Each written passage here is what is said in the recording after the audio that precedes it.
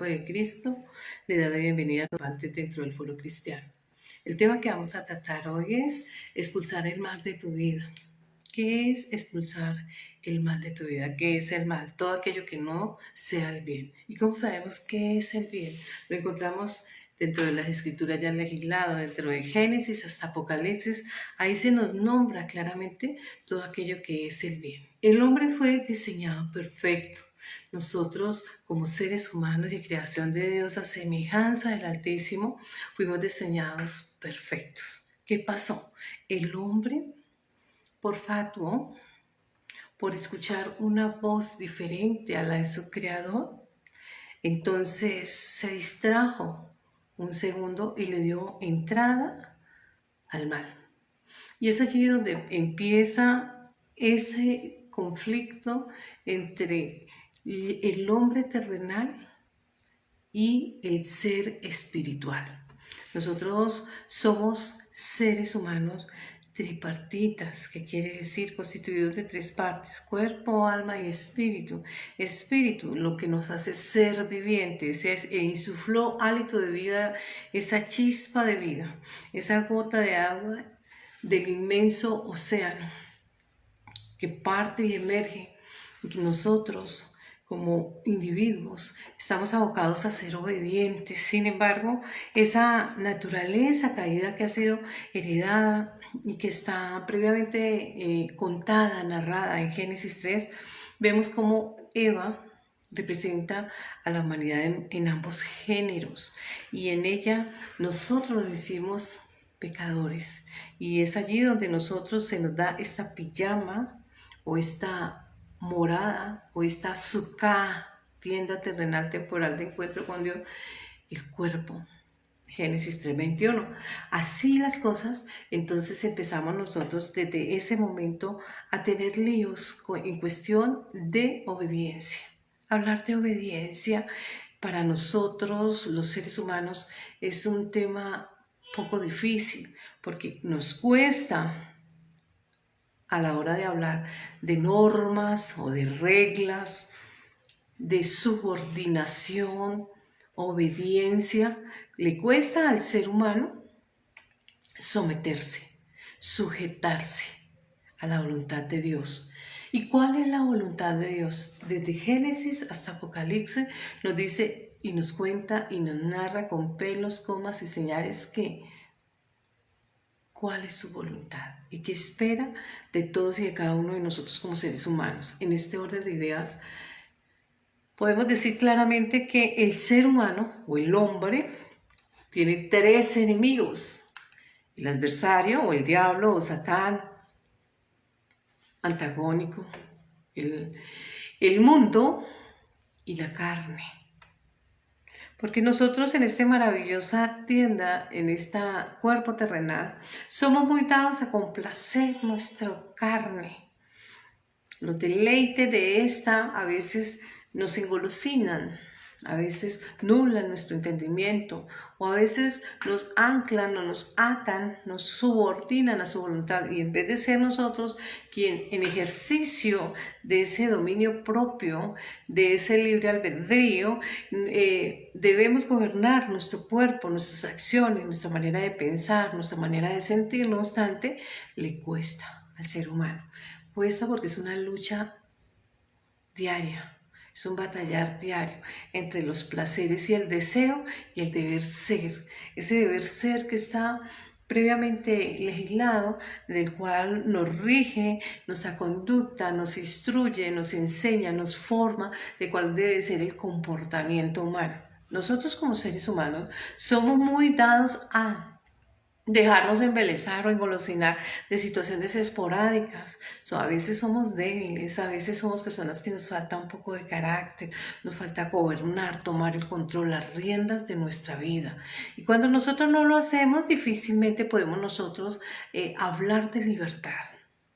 Por eso, cuando nosotros estamos hablando de esa franja de la fe, empezamos a mirar cómo Cristo, cuando se presenta ante la humanidad, dice: el Espíritu de Dios está sobre mí y me ha enviado, o me ha comisionado, o me ha delegado, o he aparecido para. ¿Para qué? Entonces empieza a ir para libertar a los cautivos, sacar de las prisiones a los presos. Estas personas que están cautivas y están presas, no está haciendo aquiescencia a el ser humano cuando está privado de la libertad en un centro penitenciario o un centro de reclusión. No. Está hablando de aquellas cárceles espirituales que lo atiborran, que lo subordinan, lo esclavizan a los vicios, a los resabios, a las mañas, a la mentira, a la falsedad, toda la exposición del pecado. No terminaría de denunciarle la cantidad de pecados que hay, con la cual el ser humano diariamente tiene que batallar en una franca lid, porque es una franca lid entre los deseos de la carne y el deseo del espíritu. Porque el espíritu habla de cosas espirituales y los deseos carnales solo hablan de cosas temporales, pasajeras, aquellas cosas que nosotros le llamamos banales. Hablar de banalidad es hablar de aquello que como un affair pasa rápidamente, como pasa la juventud, como pasa la vida del ser humano, que se pasa engolosinado en sonceras, en boberías, en cosas triviales. Si bien es cierto, algunas veces logran un esparcimiento momentáneo, logran capturar momentos gratos, son muy triviales, son efímeros. ¿Por qué? Porque esa es una de las golosinas que utiliza el enemigo o la carne, porque a todos le echamos culpa al adversario, pero hay cosas que nosotros como seres humanos somos los generadores o los que ocasionamos, por lo cual estamos llamados y somos abocados a hacerse responsable de sus culpas. Siempre estamos acostumbrados a endilgar en otro la responsabilidad de nuestros hechos o de aquello que atañe a nosotros, tomarlo y hacerse responsable. La cita base que tenemos hoy la vamos a encontrar en Santiago 4, del 3 al 17, discúlpenme ustedes. Pedís y no pedís bien porque pedís mal para gastar en vuestros deleites. Allí está hablando de aquellos deseos banales o triviales que son temporales, de aquellas cosas y aquellas trivialidades en razón de la juventud, en razón del orgullo, en razón del afán, de la ansiedad de riqueza y demás. Nosotros a veces nos engolosinamos y no prestamos atención a aquellas cosas que son importantes, que trascienden porque involucran esa siguiente fase humana, ese crecimiento, esa elevación del espíritu. Nosotros solamente nos enfocamos en aquello que es terrenal, en razón de que estamos en esta azúcar. Y entonces somos muy dados a embelecer, somos muy dados a desviar nuestra atención y desatender, en distraerse. Y es allí donde el enemigo utiliza todas y cada una de estas armas que esgrime de manera casi que imperceptible a los sentidos humanos y ata, envicia. Y ahí vemos nosotros como muchas personas hoy están esclavizadas a través de los diferentes vicios, en alimentos, en drogas, psicotrópicos, en ira, en enojo, en tristeza, depresión, etc. ¿Para qué? Para humillar al ser humano, para colocarlo en su mínima expresión. Su voluntad queda supeditada a nada. ¿Por qué? Porque difícilmente puede resistir y fácilmente puede sucumbir ante ellas. La depresión es una de estas, de las muchas armas que utiliza el enemigo en atención a la distracción. Nosotros, como seres humanos, a veces nos atamos nosotros o le damos el permiso al enemigo de esclavizar y de viciarnos a través de sus diferentes armas. ¿Por qué? Porque a través del pecado le damos derecho, o a veces pactamos o hacemos alianzas con él, o a veces somos obstinados y ociosos. A veces por curiosidad vamos a ciertos sitios o lugares y allí nos vamos esclavizando, nos vamos atando. ¿Por qué? Porque desconocemos a razón de la ignorancia, del ocio, a razón de la curiosidad, a razón de la soberbia, del orgullo, de la ambición, de la codicia. Todas estas cosas es pan diario de muchos. ¿Por qué? Porque algunos quieren y gustan y quizá tienen su percepción momentánea en ese mundo terrenal y quieren rapidez, quieren tener fama, tener dinero, capacidad económica o flujos de capital, quieren tener conocimiento y entonces de manera fatua hacen alianzas o pactos con el enemigo, de manera fatua o de manera ignorante o a veces por soberbia. Muchas veces el ser humano es esclavo de sus propios inventos. Cuando nosotros leemos a la luz de las escrituras respecto del término liberación, a veces nos habla como el mayor y rige la palabra Yeshua como liberador. Pero también hay una palabra que también va a regir a nosotros en liberación, es Yasha. En el diccionario Strong, el 3467, habla de socorrer, liberar o salvar. Pero si nosotros vamos a leer desde la luz de la escritura respecto a la liberación, siempre vamos a mirar hacia el Mesías y cómo es libertad. Pero nosotros somos cuerpo de Cristo y Él es la cabeza de su iglesia o la cabeza del gobierno que nos rige. Nosotros como parte de ese cuerpo hemos sido delegados y comisionados como tal. ¿Dónde está eso? Si ustedes se van al libro de Marcos 16, del 15 al 18, ustedes van a ver una gran comisión. Una comisión, una delegación que dice: id por todo el mundo y predicar el evangelio a toda criatura. No a algunos, unos pocos, unos tantos, etc. No, a todos. Entonces, ese todos engloba la humanidad. Ahora bien, y estas señales, está hablando de aquellos, cuando estamos hablando de señales, estamos hablando de indicios, estamos hablando de aquellos tintes que nos van que nos van a llevar la mirada hacia. ¿A quiénes? A los que creen. ¿En quién? En Jesucristo, que Jesús es el Cristo. Primera de Juan 5:1 dice que todo aquel o aquella que profesa a Jesús como el Cristo es hijo e hija de Dios. Y el hijo y la hija de Dios, el diablo no le toca. Primera de Juan 5:1 y verso 18. Entonces hay una comisión. Estas señales seguirán a los que creen en mi nombre. En el nombre de Cristo echarán fuera demonios, hablarán en lenguas, tomarán en las manos serpientes, si dicen cosa mortífera no morirán, sobre los enfermos dan sus manos y sanarán. Esa es una delegación que se nos ha otorgado. En muchas ocasiones se ha visto que muchas personas dicen, no, dentro de las escrituras no está la liberación. Ahí está la comisión, ahí está esa señal, esos indicios. ¿Por qué?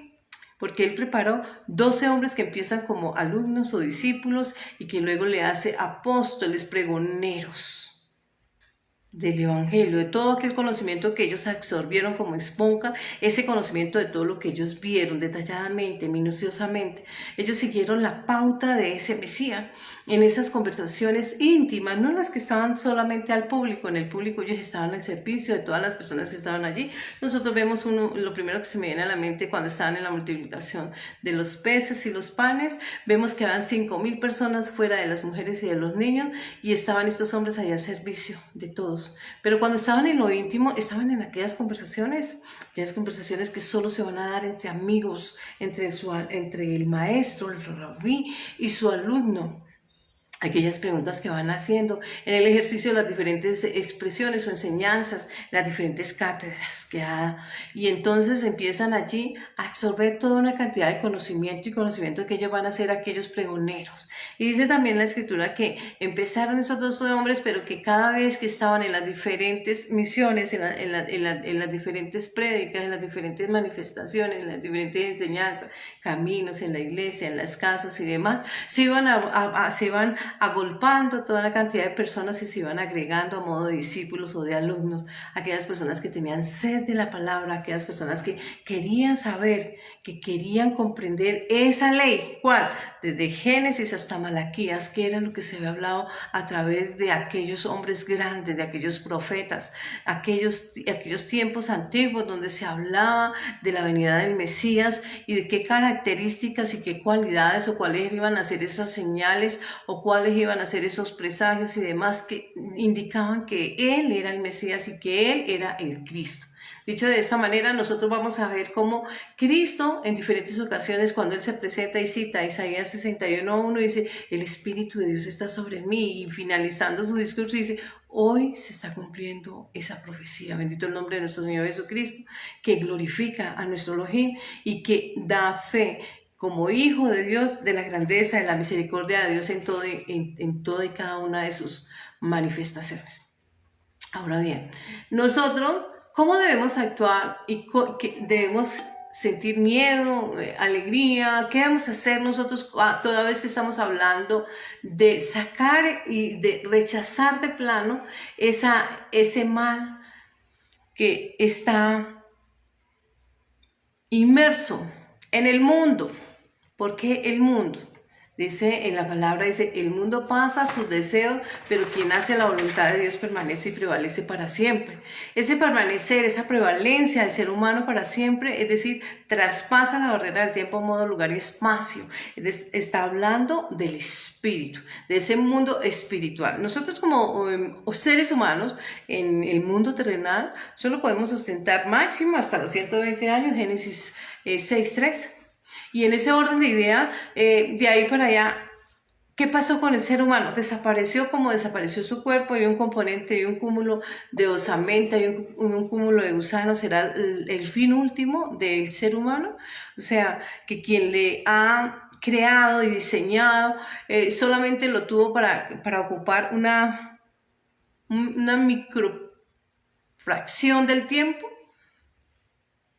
No, el ser humano es algo más ostentoso. Ustedes se van a ir a Génesis, y cuando van a Génesis 2 van a ver cómo se le da un cuerpo y la razón por la cual se le crea, para hacer una mayordomía, para hacer y para prosperar, para fructificar, para crecer, es decir, evolucionar. No solamente está hablando de aquel crecimiento en razón a la edad, no, sino ese crecimiento y esa elevación espiritual que debe tener toda persona, toda vez que como el hombre se hizo y tiene ese, digámoslo, pecado original.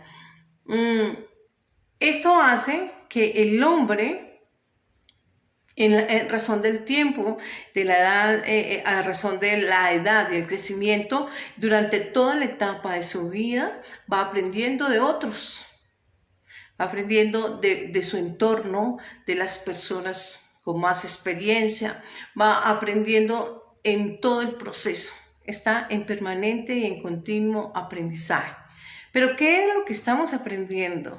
Que es aquello que nosotros, en atención o en razón de adquirir conocimiento, estamos atrapando en nuestro pensamiento y en nuestro sentimiento, y que luego lo vamos a ver reflejado en nuestras acciones, en nuestra manera de hablar.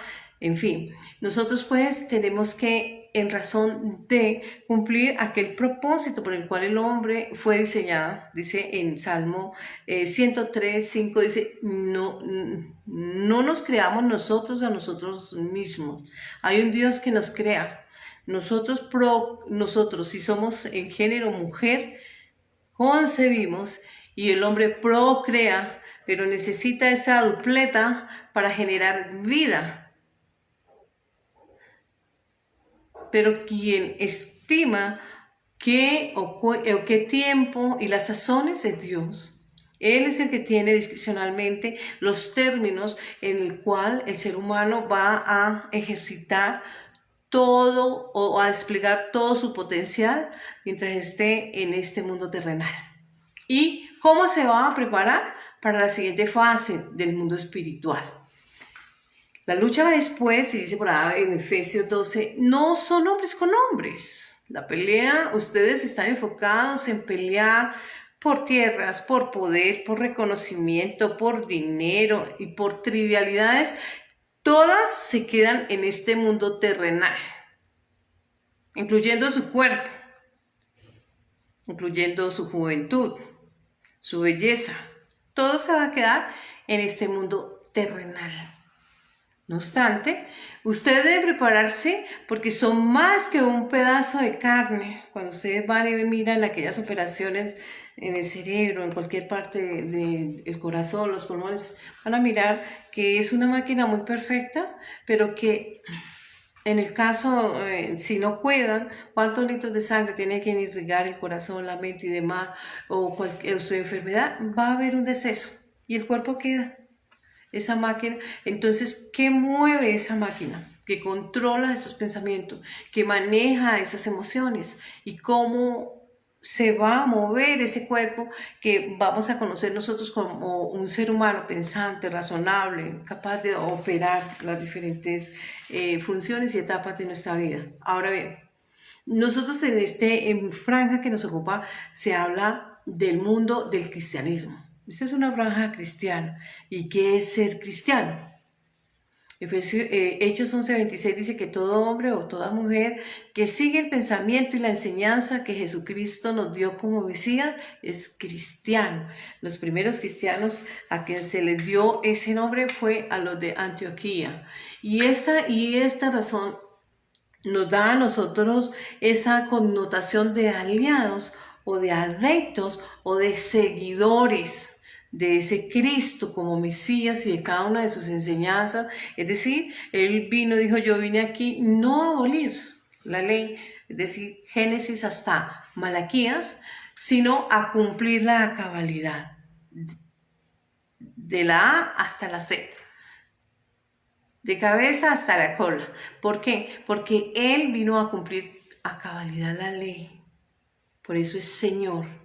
En Él, y dice y da la palabra testimonio de que es cumplidor a cabalidad de toda la ley. Bendito el nombre de nuestro Señor Jesucristo. Nosotros pues favorecemos y somos favorecidos con ese reino de Dios a través del conocimiento que nos da Cristo. Pero ¿qué hace el enemigo? Él intenta entorpecer el progreso del crecimiento y quiere desviar al ser humano de lo correcto. Hablar de correcto es hablar de rectitud. Y hablar de rectitud nosotros nos vamos a guiar a Josué 1:7. Josué, ¿por qué escogí Josué? Porque al leer sobre Satanás, allá en Zacarías 3:2, Zacarías 3 del 1 hacia adelante, pero en este momento voy a citar del 2 al 5, dice, dijo Jehová a Satanás, Jehová te reprenda, oh Satanás. ¿A quién reprendió? Al enemigo. Él reprendió al adversario del ser humano, el adversario de Jesucristo, porque Él es la cabeza, adversario del cristianismo. Y todo aquel que niega a Cristo es el anticristo, tiene el espíritu de anticristo, eso lo dice la palabra. Josué 1:7 dice, solamente sé fuerte y sé valiente. Habla de fortaleza y de valentía. En otras palabras, firmeza. ¿Por qué le cuesta al hombre ser firme a su palabra?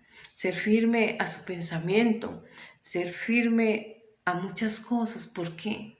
Está todo, parece gelatina, endeble, hoy sí, mañana no, fluctuando como niños de un lado a otro, lo llevan de un lado a otro y fluctúan como si no tuvieran la capacidad de conocer, de discernir, de pensar, de tener conceptos claros.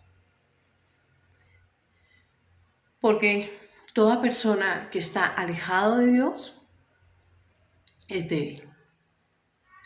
Está a la deriva, a la voluntad del adversario. Y el adversario sabe cómo atrapar, cómo anclar, cómo poner un yugo desigual en él. Porque nosotros, todos los seres humanos, somos hijos e hijas de Dios. Toda la creación se somete a Él. Pero Él quiere que el ser humano le reconozca como Señor. Y si quiere que le reconozca como Señor, pues lo ancla, lo ata. Y el enemigo es experto ¿en qué? En mentir, en tentar o probar o evaluar, en engañar, pero también en acusar. Él es el acusador, es ese órgano acusador del hombre. Ustedes se van a ir con más tiempo a Job 1 y Job 2. Y dice que allá en ese mundo espiritual, en ese trono, en ese lugar de santidad, se presentaban los ángeles. Y se presentaban, entre todos ellos estaba el adversario. Toda la creación se somete. ¿Y para qué iban? Para acusar a Job. Por eso Dios, conocedor de todo, conocedor del pasado, del presente, del futuro, le dice: ¿has visto o has considerado a mi siervo? No lo puso a consulta, ya Dios sabía a qué se presentaba y cuál era su propósito, porque ese justo hace referencia a Jesucristo. Y nosotros vemos cómo el enemigo siempre va a estar acusando al ser humano. ¿Y por qué lo acusa? Porque la iglesia, como el enemigo del adversario, es Jesucristo. Ustedes van a ver con más tiempo leer la palabra y siempre van a ver esa rivalidad. Como y por ende, el hombre, como parte del cuerpo de Cristo y parte de ese gobierno, aunque es una micromolécula, una gota del inmenso océano, pero cuando estamos en ese gotero, aparte le hemos ido al mar y extraemos con un gotero una gota de agua, allí ya hay una identidad y hay una individualidad. Y eso es el ser humano en esta tierra. Pero que cuando sale de este cuerpo vuelve otra vez y se ensambla a su creador. Por eso siempre nosotros vamos a ver que hemos sido favorecidos y que siempre va a ser un acompañamiento respecto de nosotros. ¿Por qué? Porque el enemigo sabe que mientras el ser humano esté en esta tienda temporal, esta sucá, algo muy sencillo, pero que si nosotros nos vamos a los de la ciencia y nos vamos a mirar con la composición de nosotros, cada uno de sus órganos, sus aires, sus nervios, su sistema esquelético, muscular, el sistema nervioso, circulatorio, el sistema linfático, etcétera, y con todos sus componentes y todos, vemos que es una máquina inmensamente potente. Sin embargo, somos débiles. Se nos dio este cuerpo humano porque se nos expulsó, estábamos perfectos, hablábamos con Dios, pero una vez le falló el ser humano a Dios. ¿Qué pasó cuando le falló? Lo que pasó fue que fuimos expulsados y se nos envió a ese abismo, a la tierra, y ahí fue expulsado Satanás y sus demonios y nosotros. Y a nosotros se nos dio un vestido, un cuerpo, una morada, una sucá. Por eso cuando Cristo viene dice: en el reino de mi Padre hay muchas moradas, voy a preparar morada para ustedes. Tenemos que estar muy atentos porque a veces nosotros nos deleitamos y nuestro cuerpo habla, nos engolosinamos, a veces con trivialidades. El mundo impone pauta, claro que sí, tipos, estereotipos, modas, etc.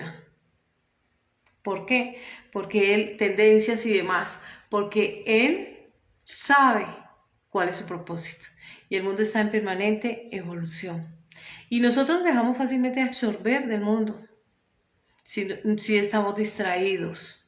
Somos de este mundo, dice, están en el mundo, pero no le pertenecen al mundo. Cuando ustedes con más tiempo van a leer para Juan 17, van a leer todo el capítulo y van a ver el discurso, la defensa que Dios, el Padre, oye a través de nuestro abogado, primera de Juan 2:1, Jesucristo, y él esgrime una defensa y le dice: ellos son humanos, son débiles, sí, hay fallas, sí, pero no saben lo que están haciendo, no lo alcanzan a entender, no alcanzan a entender lo que está sucediendo, qué es lo que está pasando mientras estén en ese cuerpo, porque van a tener que enfrentar a Satanás, al mundo y a sus debilidades en su carne.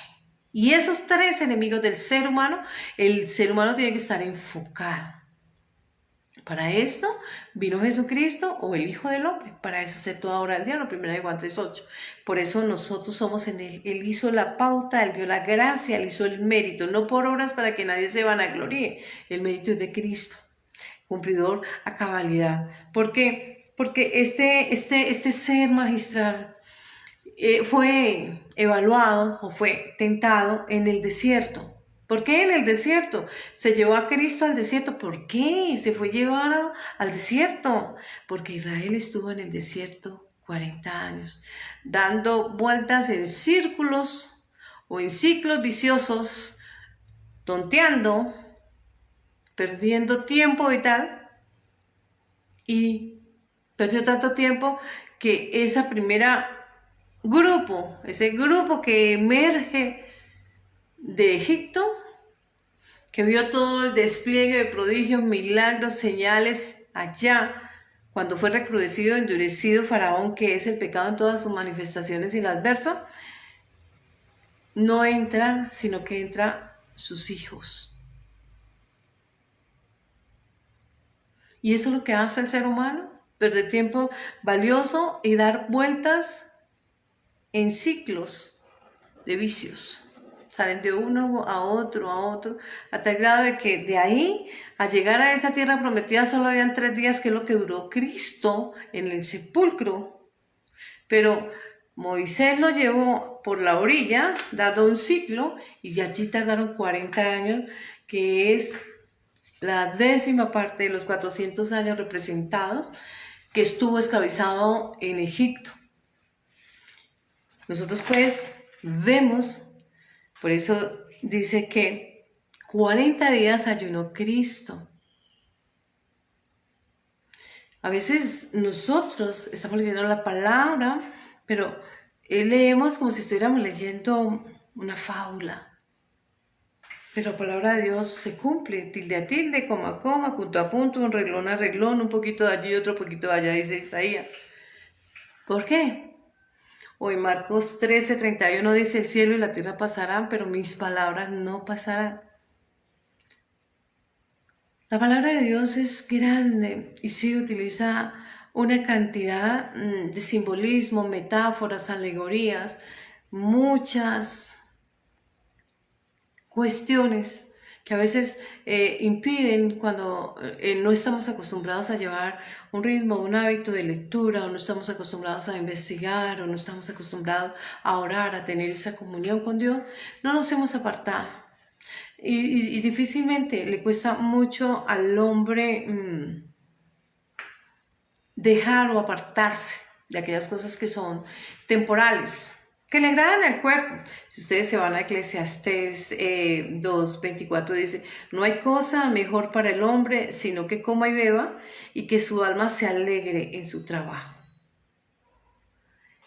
Solo se vive para lo terrenal, para muchos, pero lo que pretende, lo que busca, o la comisión por la cual el ser humano viene y ocupa un lugar en este espacio terrenal, en este cuerpo, es para desarrollar un propósito, crecer, elevar su alma, que haya esa madurez, que haya esa responsabilidad, ese compromiso, esa obediencia de aquello que Dios pretende que nosotros aprendamos.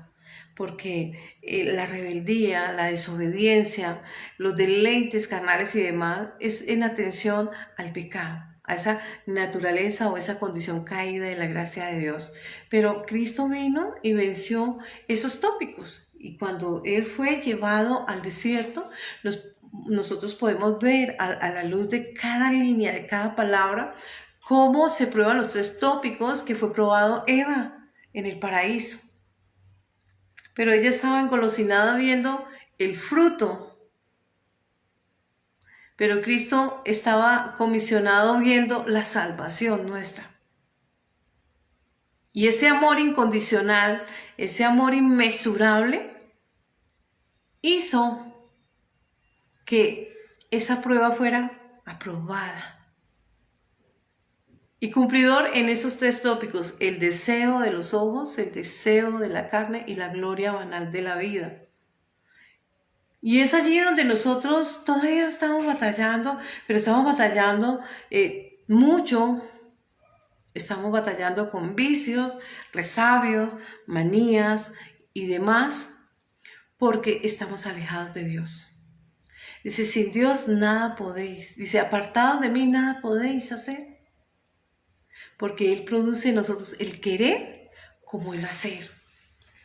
Y estos 3 enemigos empezamos nosotros a ver porque hay muchas personas que niegan la existencia de Satanás y dice, esto es una creación del cristianismo. No, existe. Y ahí lo dice en el Antiguo Testamento, Zacarías 3:2, y en el Nuevo Testamento. Lo dice en Ezequiel 28, perdón. Y vemos nosotros, Isaías 14, nosotros vemos cómo ese ente existe. Pero el propósito de él, todo en la creación tiene una función y un propósito. Y el propósito de esta creación, de este ente, es probar al humano, evaluarlo y saber dónde está. Saber el ejercicio del libre albedrío, es decir, cómo va a expresar su voluntad, cómo la va a ejecutar, es decir, las acciones de él, y él va a elegir en qué lugar está. Cada cual está en el lugar que quiere estar y se debe de hacer responsable. Dios, en su inmenso amor, de tal manera amó Dios al mundo que envió a su Hijo unigénito para todo aquel que en él cree no se pierda y tenga vida eterna. La salvación está. El hecho es, ¿la tomamos o no la tomamos? Queremos apropiarnos, aprovechamos esa oportunidad como cuando hay una oferta en alguna de las asuntos que ustedes atañen y ustedes la toman o la dejan. El ejercicio del libre albedrío, esa lección que yo hago, pero de la cual yo debo hacerme responsable. Fuimos diseñados perfectos porque somos, ustedes se van a ir a Génesis 1:28 y van a decir que a semejanza. Dijo, hagamos al hombre, se involucró tanto que insufló de él hálito. Se apersonó y se involucró tanto en la creación del ser humano que no dio una expresión, sino se involucró e insufló hálito de vida. Y nos hizo semejantes, no iguales, semejantes, pues somos muy dados a ser igualados e irrespetuosos. Y ahora bien, ese modo de pensar materialista, solo estamos pensando en lo que tenemos, en lo que comemos, en cómo ostentamos, cómo aparentamos, cómo hacemos fama, cómo creamos prestigio, cómo creamos reconocimiento, cómo amedrentamos y ensamblamos temor, etc. Ese es materialismo. Entonces, dice en la palabra, en 1 Corintios 7:31, y los que aprovechan el mundo como si no lo aprovecharan plenamente, porque la apariencia de este mundo es pasajera. Envejecerá como envejece el ser humano. Todo en este mundo terrenal es pasajero. Pero dice que el que hace la voluntad de Dios permanece y prevalece para siempre. Es decir, logra la eternidad. Logra pasar a esa siguiente fase de perfección, que es la original, porque nos despoja de ella en este cuerpo terrenal para sufrir una condena, la ejecución de una pena de muerte. Por eso muere todo ser humano. En 1 de Juan 1:2, 15 al 16 dice lo siguiente: no améis el mundo ni las cosas que están en el mundo. ¿Qué quiere decir esto? Tenemos que rechazar todo. Vivimos, pero vivimos y somos agradecidos y somos felices con lo que tenemos. No necesitamos pasar sobre los demás. No améis el mundo ni las cosas que están en el mundo. Si alguno ama el mundo, el amor del Padre no está en él. Porque todo lo que hay en el mundo, los deseos de la carne, los deseos de los ojos y la gloria vana de la vida, no proviene del Padre, sino del mundo. Y ese es uno de los enemigos de nuestra vida, el amor hacia el mundo. Nosotros debemos de pensar que si bien es cierto estamos en este mundo terrenal y somos afortunados porque cada día que nosotros gozamos, despertamos un nuevo amanecer, se nos otorga una vida, un día más de vida, somos afortunados y tenemos el tiempo para reflexionar, meditar en aquello que estamos haciendo mal e intentar enderezar nuestro camino. En Josué 1:7 dice, solamente sé fuerte, muy valiente, cuídate de cumplir toda la ley. Para las personas judías, la ley es los 5 primeros libros escritos por Moisés. En algunos lugares le llaman la ley mosaica. Y dice, toda la ley que Moisés, mi siervo, te mandó, no te desvíes de ella, ni a derecha ni a izquierda, para que tengáis éxito donde quiera que vayas. Está hablando de rectitud. Ni a derecha ni a izquierda, sino rectitud. Pero también está hablando de enfoque, de no distraerse. Y nosotros somos muy viables cuando estamos hablando del mundo de la carne y estamos hablando del adversario, a desviarnos fácilmente. Porque como niños, frente a la golosina, perdemos ese dominio propio y nos engolosinamos, valga la redundancia, y nos olvidamos de aquel propósito, de aquel mandado, de aquel mandato. Término mandado, mandato, mandamiento. Y nos olvidamos de cumplir los mandamientos. Dice, el Señor tu Dios, uno es, Shema. ¿Qué quiere decir? No escucho una voz diferente a la de Dios, la de su creador. Pero ¿qué hizo la humanidad en Eva? Escuchar una voz diferente a la de su creador y atenderle. A él sí le obedeció, pero no le obedeció al Padre, que es su creador. Y dice, para que tengas éxito donde quiera que vaya, este libro de la ley no se apartará de tu boca. Esta boca, esta caja musical. Cuando colocamos las palabras apropiadas, son como una sinfonía, fluye y son magistralmente apropiadas. Sino que meditarás en la ley de día y de noche. Y la ley va no solamente desde Génesis hasta Deuteronomio, sino de Génesis hasta Apocalipsis.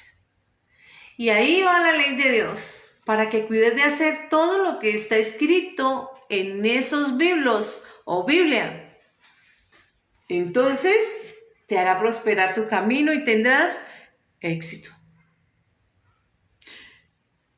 Por lo cual, el término del estudio nuestro hoy es expulsar el mal de tu vida. Debemos expulsar al adverso, al mundo y a la carne. ¿Y cómo expulsar estas cosas si estamos tan habituados y estamos en este cuerpo maravilloso? ¿Y cómo hacer para? Humillaos delante del Señor, dice la palabra de Dios. Dice, afligidos, lamentad y llorad. Es decir, arrepiéntase. Ello está escrito en Santiago 4, del 3 al 17. ¿Y qué es lo que tenemos que hacer? No adulterar. ¿Y qué es el adulterio? Yo tengo mi esposo y teniendo mi esposo miro a otro. Así sea con el pensamiento. Ya adulteró. Como estamos hablando de la fe, nuestro esposo, Isaías 54:5 dice, el Señor tu Dios es tu marido. ¿Y cuál es el otro? El pecado, el mundo, la carne o el adverso. Si miramos a otro ya adulteramos. Y aquí en la cita donde estamos en Santiago 4, del 13-17 dice, oh almas adúlteras. ¿No sabéis que la amistad del mundo les constituye enemistad contra Dios? Cualquiera pues que quiera ser amigo del mundo se constituye en enemigo de Dios. ¿O pensáis que la Escritura dice en vano? El Espíritu que Él ha hecho morar en nosotros nos alena celosamente. El celo de Dios, el temor y el respeto hacia Dios. El temor y el respeto hacia nuestro Creador. Entonces, ¿qué dice la palabra al respecto del adverso? Dice, resistid al diablo y él huirá de vosotros. Y ser resistencia, ser reticente, es no obedecer, no atender. Es hacer de lado todas aquellas incitaciones, insinuaciones, pensamientos, sentir que vayan contra la ley divina. ¿Por qué? Porque él es mentiroso, él acusa, él engaña, él prueba o tienta, etc. Y nosotros tenemos que ser muy cuidadosos, celosos de todo aquel conocimiento que Dios nos da. Él es nuestro esposo, Él es nuestro marido. Y me voy a ir a Isaías para la cita, Isaías 54, 5. Y entonces vamos a ver que a veces estamos distraídos tanto que no nos damos cuenta. Porque tu marido es tu hacedor, o tu creador, o tu Dios. Jehová, Yod-Heh-Vav-Heh de los ejércitos, es su nombre. Tu Redentor, el Santo de Dios, de toda la tierra será llamado. Porque como mujer abandonada y triste de espíritu te llamó Jehová, un humano que estaba solo, sin Dios, sin ley. Triste, afligido por el mundo te llamó. Y como a esposa de la juventud que es repudiada el Dios tuyo. Por un breve momento te abandoné, pero te recogeré con grandes misericordia. Con un poco de ira escondí mi rostro de ti por un momento, pero con misericordia eterna tendré compasión de ti, dijo Jehová, tu Redentor. Porque no será como en los días de Noé, cuando juré que nunca más las aguas de Noé pasarían sobre la tierra, así he jurado que no me enojaré contra ti ni te reñiré. Pero cuando nosotros vamos a Santiago 4, 3, 17, de 3, 4, dice, oh almas adúlteras, ¿no sabéis que la amistad con el mundo les constituye enemigos de Dios? Y cualquiera pues que quiera ser amigo del mundo se constituye enemigo de Dios. ¿O pensáis que la Escritura habla en vano? El Espíritu de Dios ha hecho morar en nosotros y nos anhela celosamente. El celo de Dios. Nosotros no podemos hacer amistad con el mundo o con Dios, ni podemos hacer amistad con la carne o con Dios, ni con el adverso con Dios. Porque le dicen a Cristo, por allá hay una persona que en tu nombre echa fuera demonios, ¿se lo impedimos? Él dice, el que no es contra nosotros, con nosotros es. Tomemos que tomar la decisión de seguir a Dios. Nosotros vamos a Apocalipsis 3 y dice que o están fríos o están calientes, pero no debe haber una tibieza espiritual. Porque una persona tibia anda como una espoletica, fluctuando de lado en lado, y como se colocan esa vestimenta que todo se les adhiere, entonces se cunden de resabios, de pecado, y hacen su vida un caos. Nosotros pues tenemos que aprender a valorar esa palabra.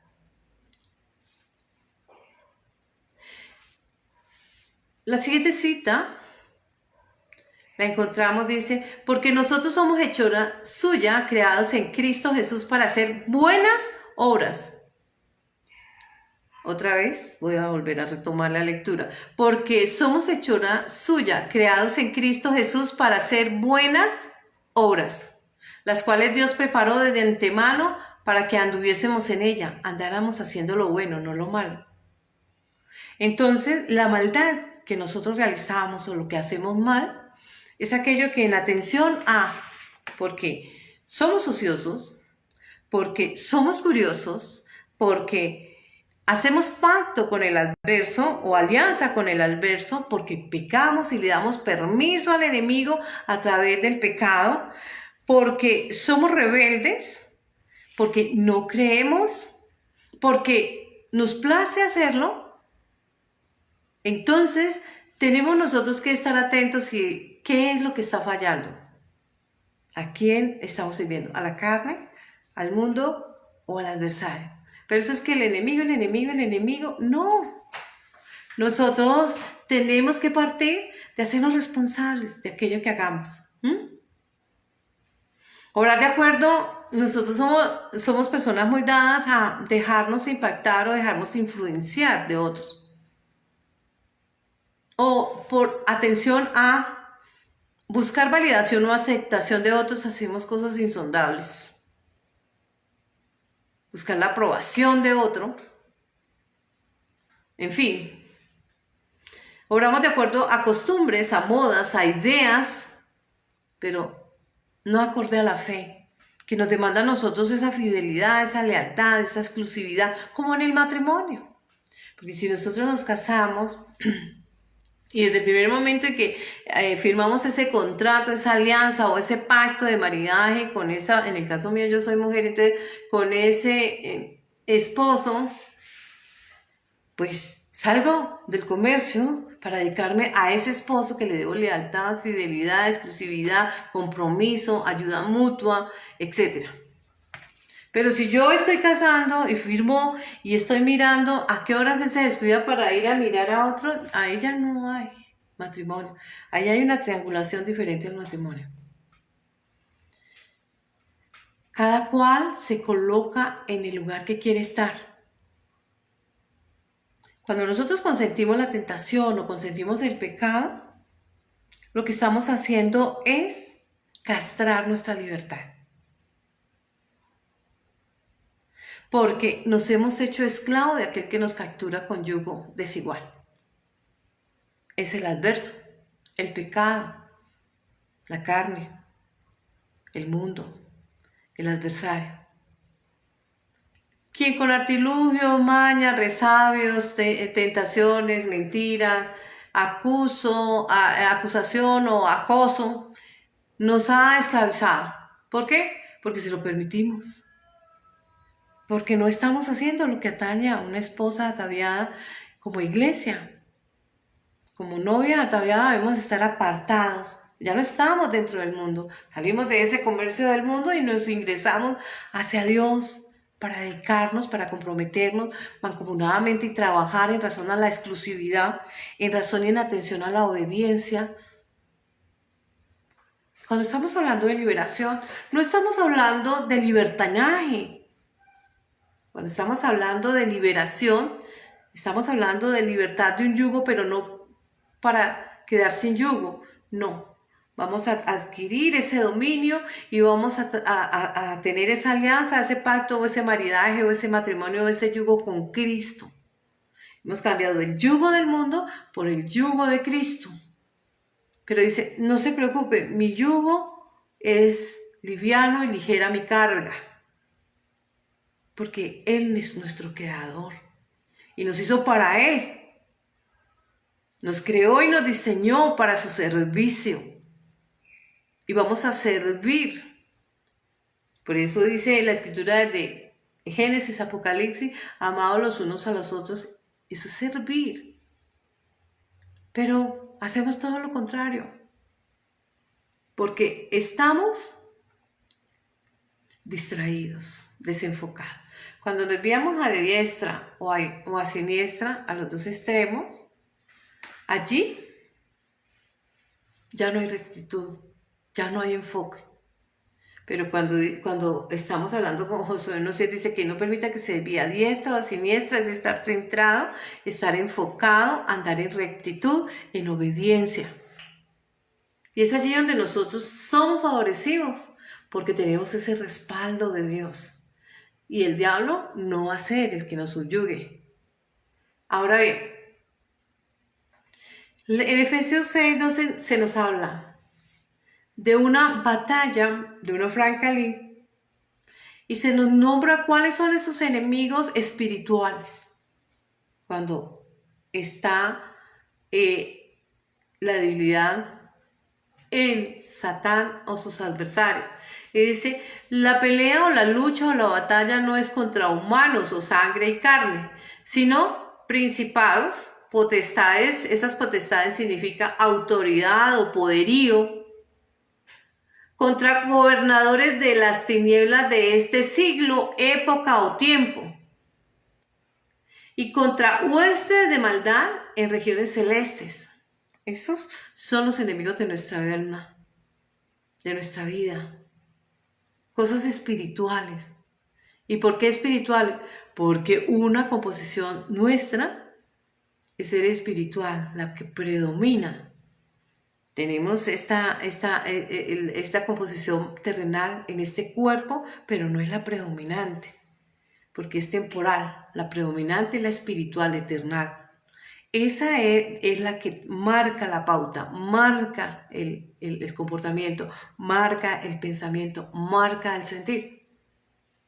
Y nosotros vemos que hablar de liberación es hablar de liberarse del adversario, los demonios. Nosotros vemos como cuando el Mesías estuvo aquí en medio de nosotros, libertó a muchos.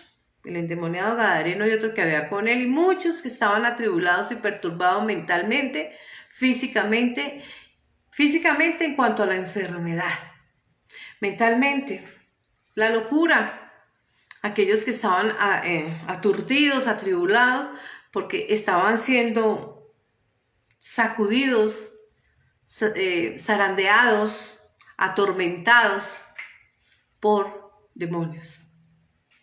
Y ellos le conocían, Jesús, hijo de David. Por eso dice, el diablo también cree, los demonios creen, no solamente el ser humano, ellos creen porque ellos saben y conocen el reino espiritual. Y saben sujetarse y saben someterse porque ya el Mesías los subordinó allá en el monte de la calavera. Ese monte de la muerte, de la calavera, porque se dice que allí en ese monte, la cabeza que cortó el rey David, a ese Nefilín, a ese Goliat, él mismo lo llevó hasta Jerusalén para mostrar cómo Dios le había dado el triunfo y había derrotado al enemigo, y en ese mismo lugar es donde crucifican a Jesucristo. Nosotros pues, toda esa información nos sirve como discípulos, como alumnos, para corroborar y para comprobar que, así como lo hicieron los apóstoles en su momento, que los demonios se someten al nombre de Jesucristo, a la autoridad de Jesucristo, como lo dice en Mateo 12, 43 al 45, 17 al 19 al 21, que es motivo de regocijo para nosotros, que es motivo de alegría para nosotros, porque nosotros como parte de ese cuerpo, hijos e hijas de Dios, gozamos de esa autoridad y gozamos del nombre de ser iglesia de Jesucristo, del nombre de Cristo, por lo cual Él, a través de nosotros, en la manifestación de su Santo Espíritu, será quien liberte a los que estén esclavizados del pecado, de la maldad, de los demonios, de la enfermedad, etc. Para que se haga todo el despliegue de milagros, señales y prodigios aún mayores que en el pasado. ¿Por qué? ¿Somos más que Él? No. Hoy Él está en nosotros y está orando en primera persona a través de sus vasijas, que son el recipiente de su Shekinah. ¿Para qué? Para liberar a los cautivos y traerlos a la verdad. Sacarlos de la ignorancia y traerlos al conocimiento. Sacarlos de la desobediencia y traerlos a la obediencia, a la rectitud. Por eso nosotros vemos que ese es el éxito del ser humano. Ese es el verdadero éxito y la verdadera riqueza. La riqueza no es temporal. Todas aquellas gemas, nombres, dinero, moneda, papel, etc. Todo eso es banal. Es cazabobos. O cuando van a colocar una gran explosión y colocan una mínima para que todo el mundo esté atontado allá y los cogen acá con la grande. Shana, liberar. León, liberar. Porque dice en Isaías 30:15 lo siguiente: porque así ha dicho Yod-Heh-Vav-Heh, el Santo de Israel, en arrepentimiento y en reposo. En arrepentimiento y en Cristo, porque Él es el reposo, seremos salvos.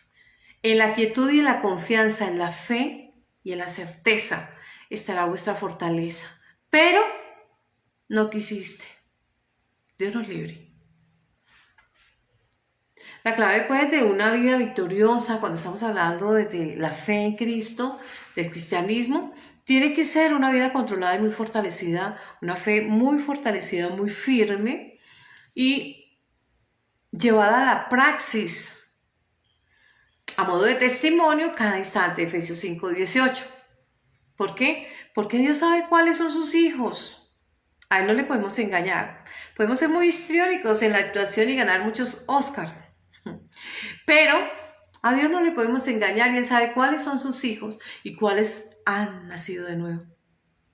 Y si hemos nacido de nuevo, entonces somos nuevas criaturas, renovadas a través del Espíritu Santo, una renovación espiritual que nos otorga el Espíritu de Dios, esa chispa de vida, ese segunda porción, porque la primera es la que nos hace ser vivientes, su hálito de vida.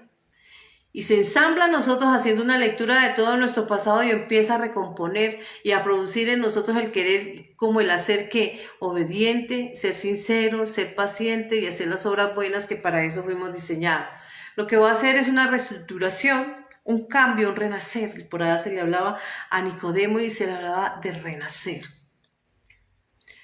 El Espíritu Santo no puede nacer en una persona que no haya nacido de nuevo y que no tenga el interés o la intención de cambiar. El Espíritu Santo va a estar solo si la persona tiene la intención, el querer y se producen aquellos verdaderos cambios. Lo cual hace que esta persona tenga unos cambios de 360 grados, porque el Espíritu de Dios le ha hecho una nueva criatura, Juan 3, del 3 al 8, y 2 de Timoteo 2, 10, 19, y Hechos 1, 8, y 1 de Corintios 3, 16. Ese es el primer paso del cristianismo y de una vida espiritual en Cristo. Pues es así como un hombre o una mujer puede ostentar ese nombre. Por lo cual es muy importante hablar de liberación espiritual porque hay muchas personas que han sido capturadas en razón a lo que ya hemos mencionado. La fatuidad, la ignorancia, estar lejos de Dios, el engaño, la mentira, la duda, la ociosidad, la curiosidad, el pacto, la alianza, los pecados, etc. Que nos hace y nos constituye en enemigos de Dios por adulterar, por adulterio, porque nuestro esposo es Dios y miramos a otro que no es nuestro esposo y le somos infiel. Entonces, esa experiencia de ser libertado, ser liberado de un poder que le subyuga, le ancla al pecado. ¿Y qué es pecado? Toda infracción a la palabra de Dios. Entonces ya se pueden imaginar ustedes el listado. Con mayor razón no terminaría de enunciarles el listado tan grande. Y también nos va a liberar ¿de qué? De la opresión espiritual. Los demonios oprimen espiritualmente. ¿Y qué generan en la persona? Ansiedad, angustia, tristeza, tribulación, enfermedad, capacidad, porque le merman su capacidad de atención y es muy distraído, depresión, etc. Cuando estamos hablando de plenitud y cuando estamos hablando de libertad a través de Jesucristo, porque la libertad nos la trae Jesucristo, el mérito es de Él es nuestro Salvador, nuestro Redentor, nuestro Libertador.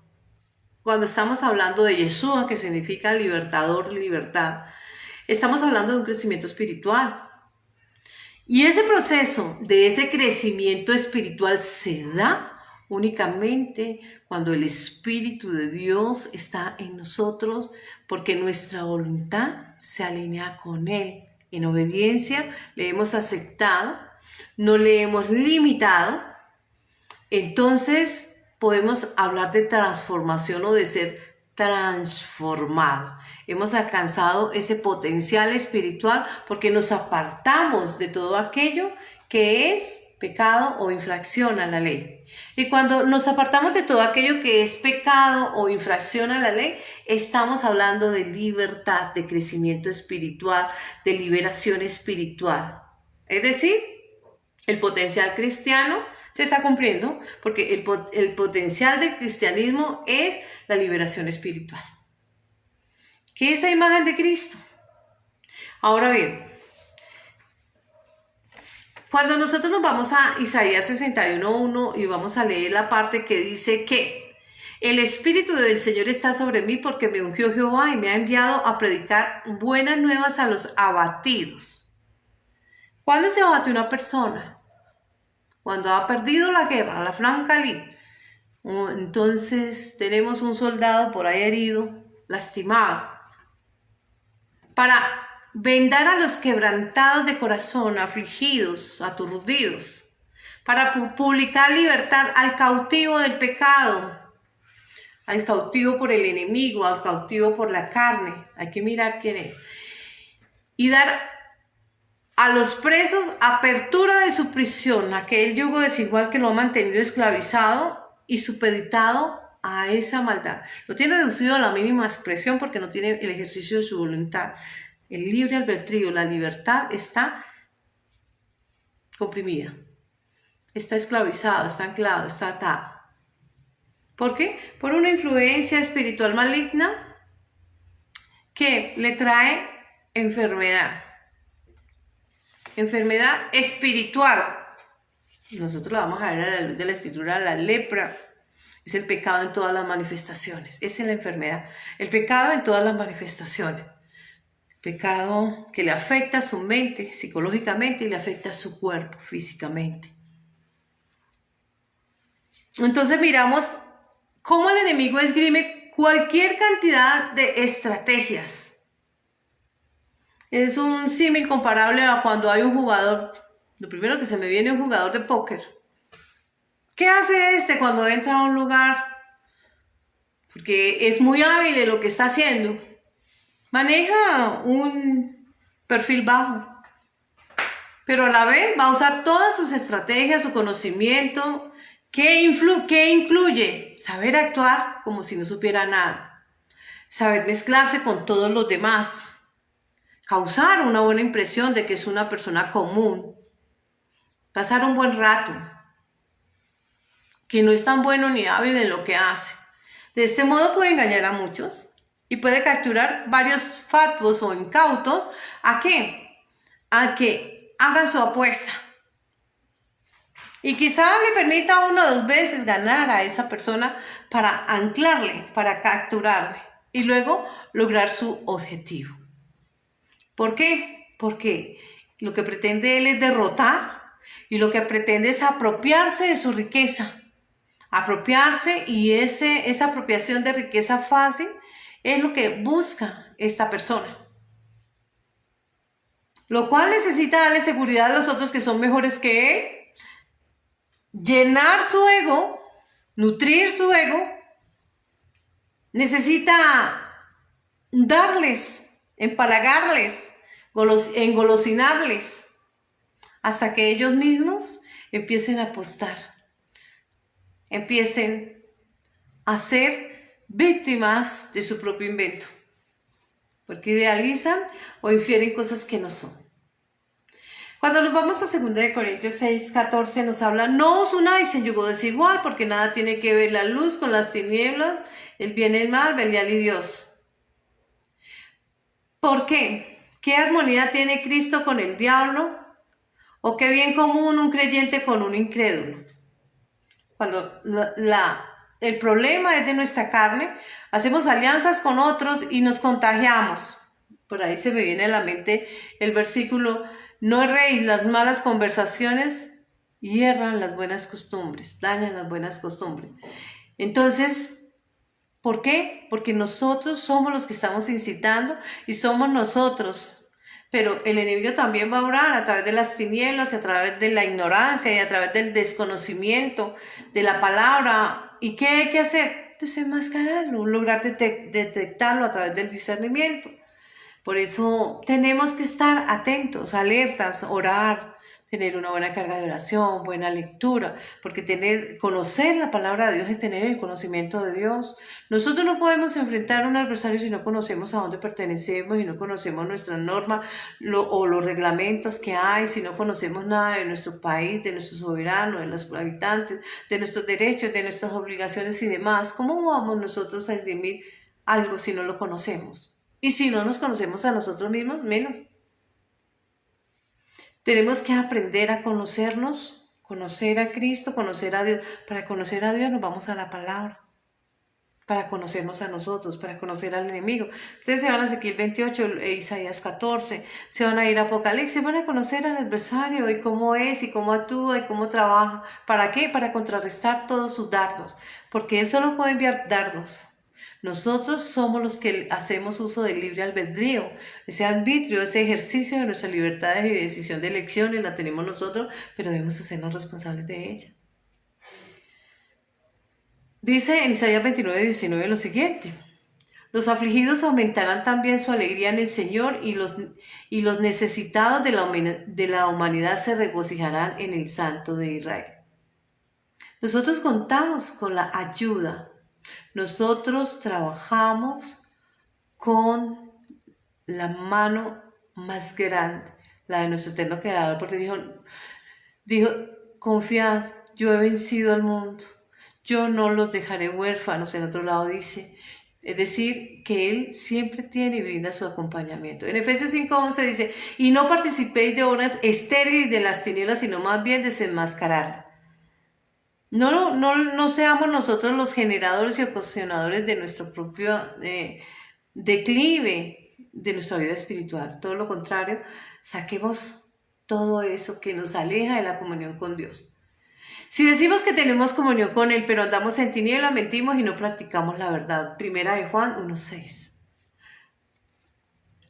Es así como nosotros debemos estar atentos y debemos de ser personas obedientes, acuciosas, es decir, juiciosas. Estar haciendo lo que atañe a un hijo o una hija de Dios, como nosotros frente a nuestros progenitores. ¿Qué hacemos? Cuando estamos bajo la tutela y la curatela de ellos, nos anclamos, obedecemos todas sus reglas, sus normas, estamos en obediencia, estamos atentos a aquello que nos dicen, estamos mirando qué es y qué no es. Y así, andando en obediencia, vamos a vivir en armonía.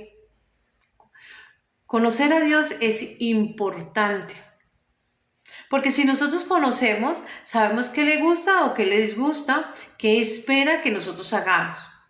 Vosotros sois mis testigos y mi siervo a quien he escogido para que me conozcáis y creáis en mí. Jesucristo es ese siervo. Y entendáis que yo soy.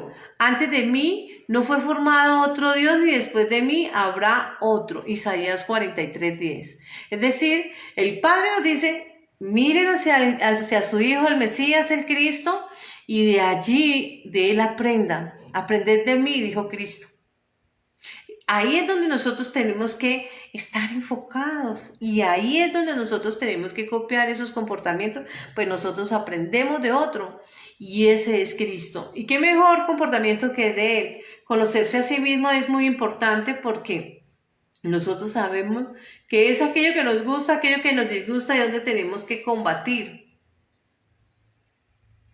Pero si sabemos que el Hijo de Dios ha venido y nos ha dado entendimiento para conocer al que es verdadero, si Jesucristo nos ha dado entendimiento y conocimiento del Padre, estamos en el verdadero, en su Hijo Jesucristo, y este es el verdadero Dios que da vida eterna.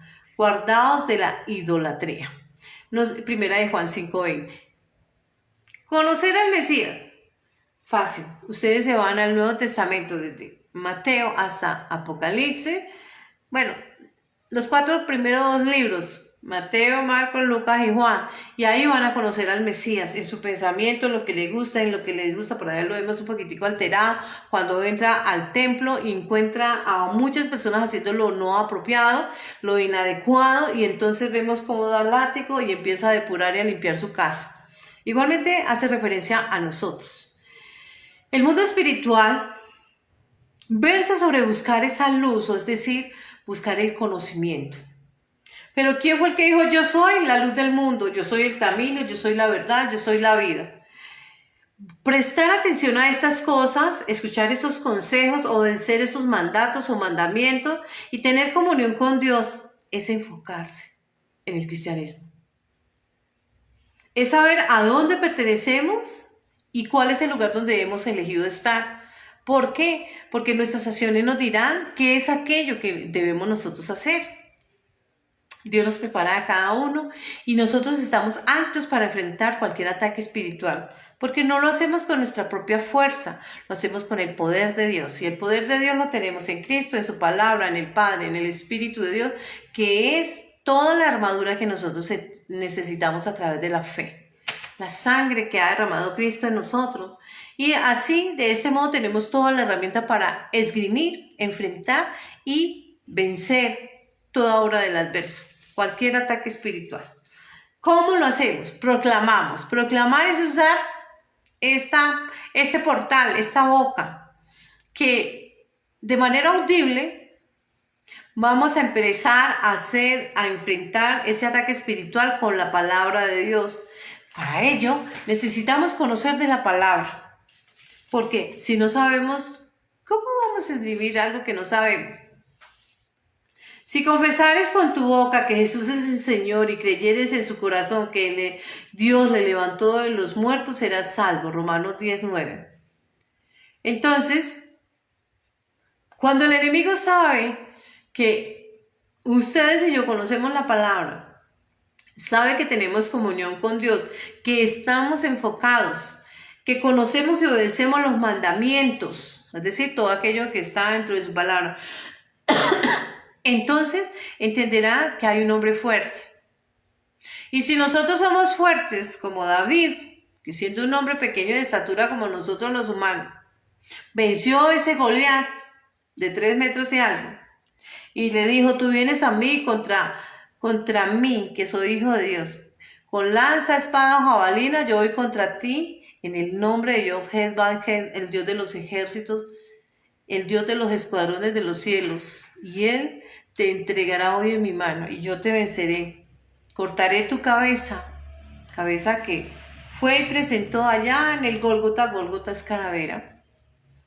Y ese es el monte de la calavera donde fue crucificado Cristo. Y entonces yo te venceré, cortaré tu cabeza y te exhibiré para la gloria de Dios. Ese enemigo saldrá vencido. Pero ¿qué nos dice Cristo? Primero, antes de sacar a ese hombre fuerte, primero se debe atar, es decir, someter. Se debe atar, es decir, reducir a la autoridad.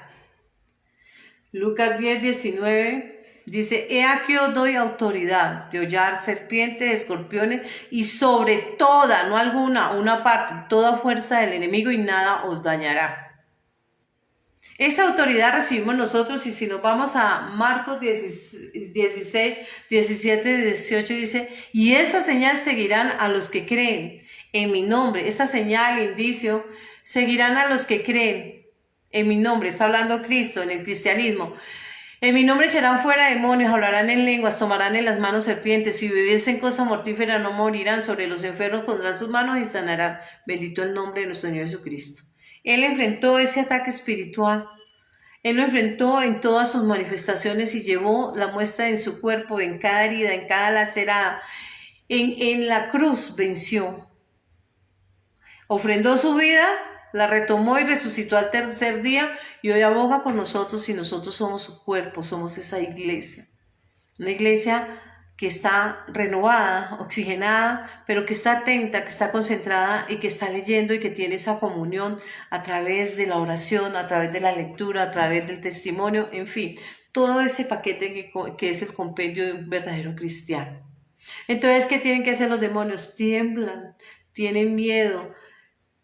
¿Por qué? Porque saben que hay un hombre de poder, porque primero le ató.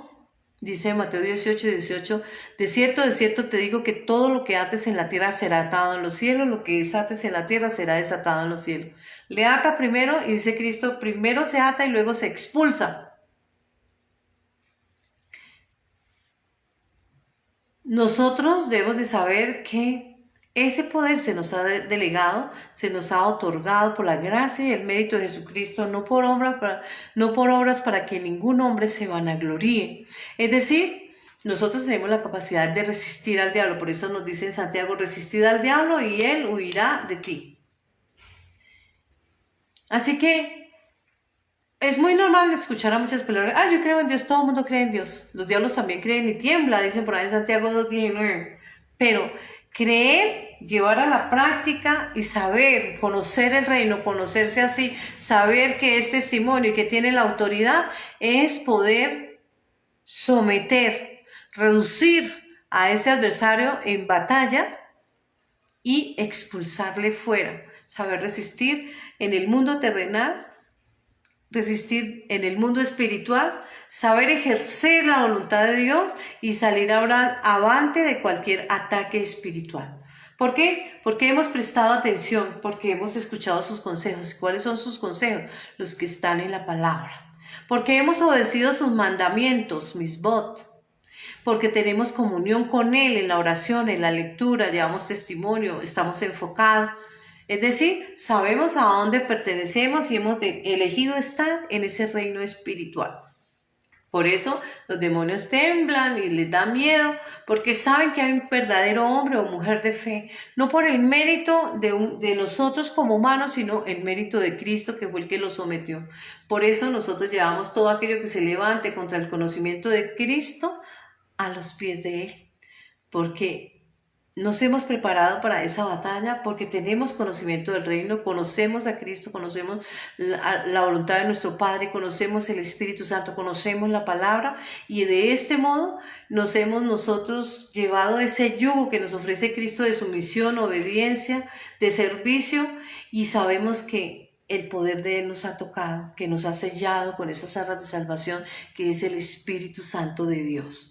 Así, de este modo, nosotros podemos fácilmente derrotar en ese terreno del enemigo, que es el terreno espiritual, desde este mundo terrenal, porque tenemos conocimiento no solo de lo que atañe a este mundo terrenal, sino también de aquello que atañe al mundo espiritual.